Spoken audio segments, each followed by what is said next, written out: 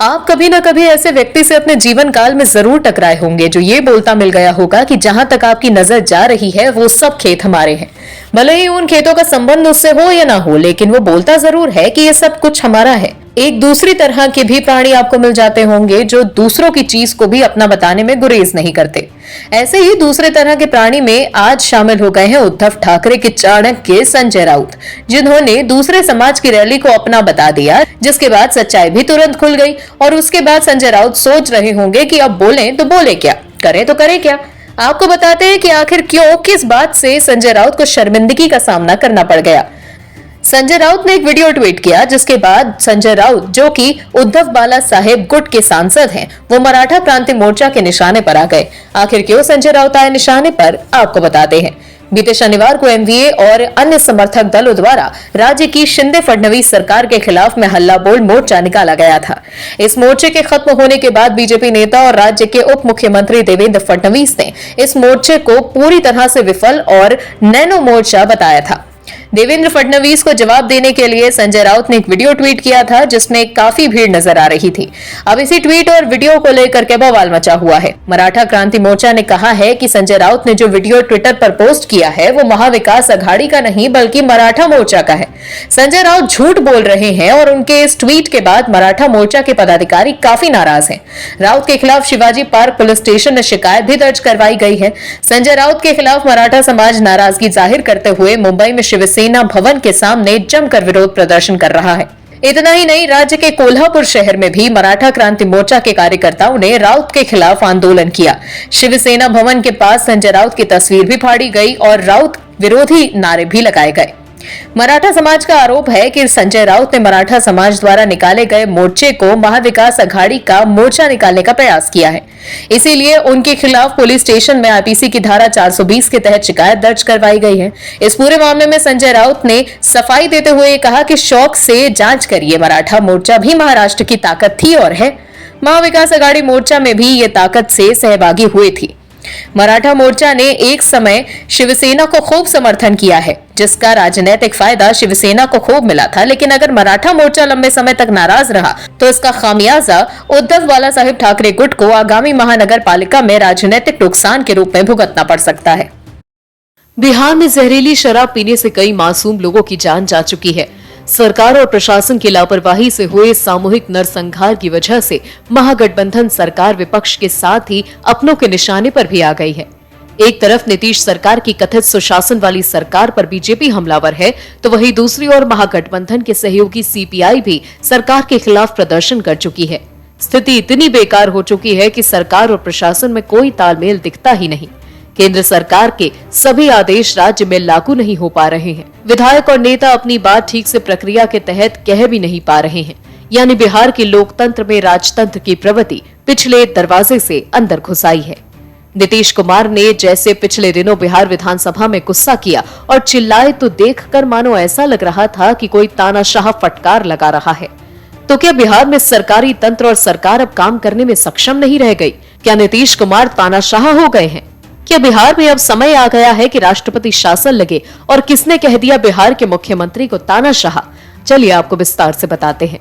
नीतीश कुमार अब महागठबंधन के नेता और उनकी कैबिनेट के पूर्व मंत्री के निशाने पर हैं। बिहार की महागठबंधन सरकार के मंत्री पद से इस्तीफा दे चुके राजद विधायक सुधाकर सिंह ने एक बार फिर नीतीश कुमार पर बड़ा हमला किया। सुधाकर सिंह ने अब की बार नीतीश कुमार को तानाशाह बताया। उन्होंने कहा कि नीतीश कुमार अपने आगे किसी को कुछ नहीं समझते। अपने अहंकार में विधानमंडल के सत्र को 1/3 तक सीमित कर दिया। उन्होंने सीएम पर विधायिका के कार्य क्षेत्र में अतिक्रमण करने का आरोप लगाया। एक चैनल से बातचीत में सुधाकर सिंह ने कहा कि सरकार से इस्तीफा देने के बाद वो विधायिका के सदस्य हैं। उनकी पहली ड्यूटी यह है कि बिहार की 13 करोड़ जनता के सवालों को विधायिका के माध्यम से सरकार के सामने रखें। लेकिन कई सालों से सत्र का आकार छोटा हो रहा है। जो सत्र 90 दिन तक चलना चाहिए वो 1/3 पर सिमट कर 30 दिन रह गया है। उसमें भी 80 से 90% सत्र का आवंटन सरकारी कार्य के लिए हो जाता है। परिस्थिति इतनी विषम हो गई है कि जनता के सवालों के लिए सदन में वाजिब स्पेस नहीं मिलता।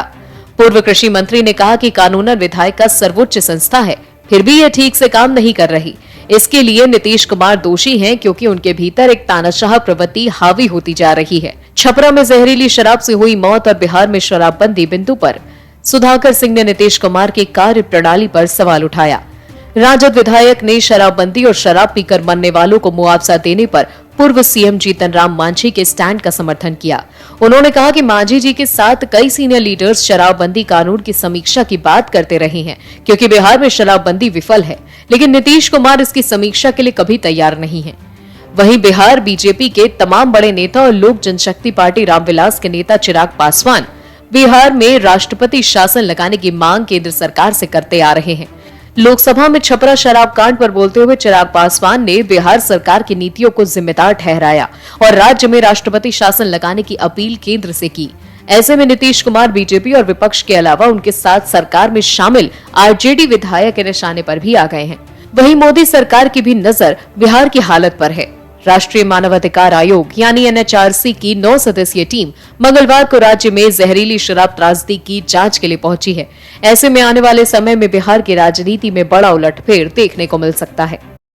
दिल्ली के कई मुद्दों पर केंद्र और राज्य सरकार के बीच लगातार तनातनी चल रही है और आम आदमी पार्टी की मुसीबतें बढ़ती जा रही हैं।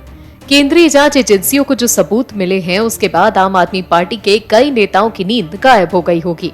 इस बार दिल्ली शराब घोटाले को लेकर एक बड़ा खुलासा हुआ, जिसमें डिप्टी सीएम मनीष सिसोदिया भी जांच एजेंसियों के रडार पर हैं।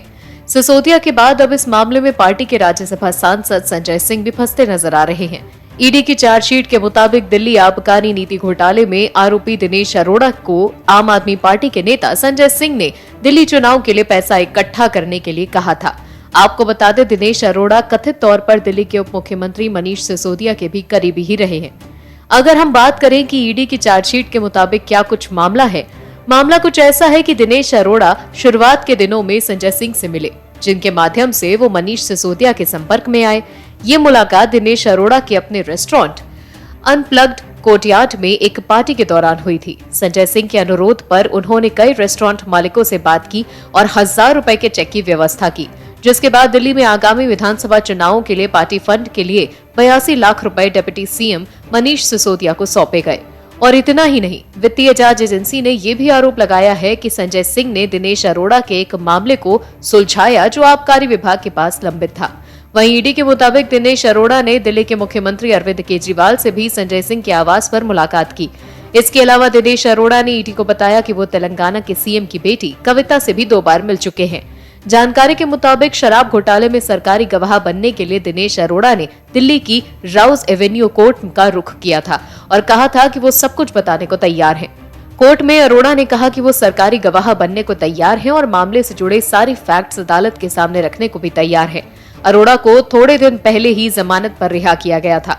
राउज एवेन्यू कोर्ट में अरोड़ा ने बताया कि सरकारी गवाह बनने के लिए ना तो उन पर किसी तरह का कोई दबाव है और न ही सीबीआई या किसी और ने उन्हें ऐसा करने के लिए धमकाया है। मतलब जो खबर आ रही है उसके मुताबिक केजरीवाल, मनीष सिसोदिया और संजय सिंह ने जिस दिनेश अरोड़ा के जरिए पैसा जुटाया था, वही दिनेश अरोड़ा अब उनकी पोल खोल रहा है।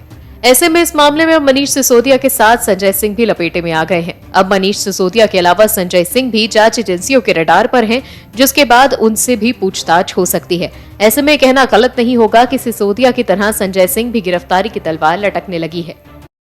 एक कहावत हमारे समाज में बहुत प्रचलित है कि हाथी के दांत दिखाने के कुछ और खाने के कुछ और होते हैं। कई बार हमने ऐसे भी इंसान देखे हैं जो गरीबी का भरोसा और दिखावा तो करते हैं, लेकिन कब तक?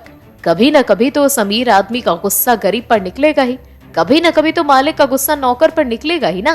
कब तक कोई अमीर गरीब के लिए और मालिक कब तक नौकर के साथ अच्छा होने का दिखावा कर सकता है?